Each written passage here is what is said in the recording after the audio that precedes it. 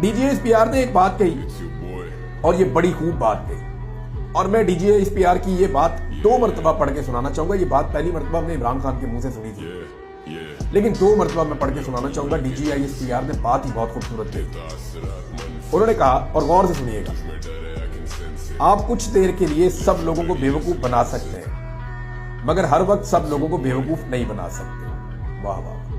आप कुछ देर के लिए सब लोगों को बेवकूफ बना सकते हैं, मगर हर वक्त आप सब लोगों को बेवकूफ नहीं बना सकते। ये बात डीजीएसपीआर ने जबरदस्त। एक और चीज जो उन्होंने कही डीजीएसपीआर ने, और यानी उन्होंने कहा जी आइन और कानून की डुबेन की बात की।